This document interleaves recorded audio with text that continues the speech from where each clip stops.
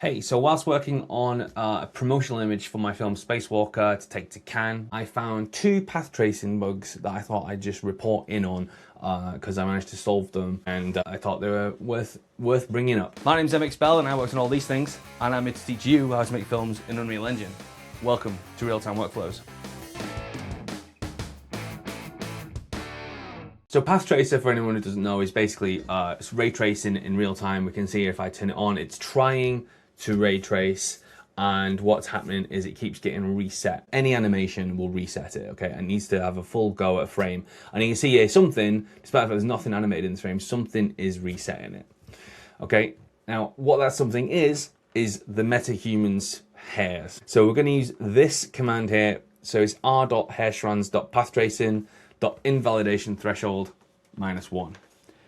I found it online somewhere, credit to the person who discovered it. But when you turn this on, it basically stops the hair follicles from treating themselves as animation and restarting the path tracing setting. So now we turn it on and we'll see that the path tracing will now continue nicely. The second thing was actually super interesting and took a lot longer to fix. So it turns out that when path tracing uses a version of the mesh that is basically a low LOD, a low level of detail.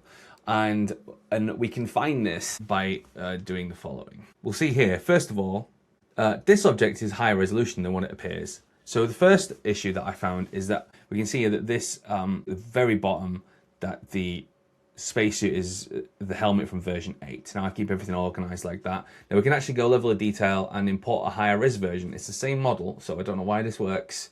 But we can go version 8 helmet, it's the same thing, open that up, and we'll see now that it actually increases the resolution. Okay, so that's a much nicer object already than we previously had.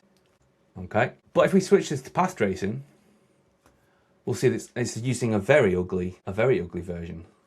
As we can see, that's not very nice at all. If we turn lit mode on, we can see how nice it is, and if we turn path tracing on, we can see how ugly it is.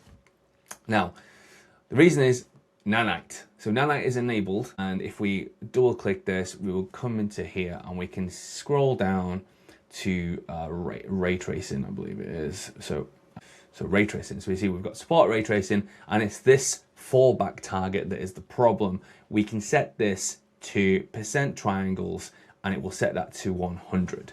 And if I now hit save on this, we can see that it didn't actually do anything.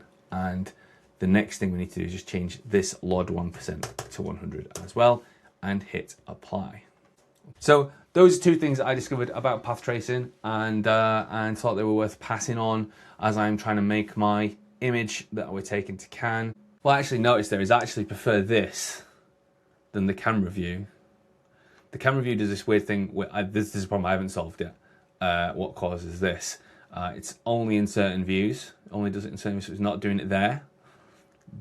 The blurriness on the water, but it is doing it here. So it's like there's some sort of weird transparency issue going on there. But I'm actually thinking, like this, this non-cine camera angle, possibly even more. We can see the station. I might let that render and see what it does. It looks fun. So yeah, that's enough for me for today, and I will talk to you guys in a bit.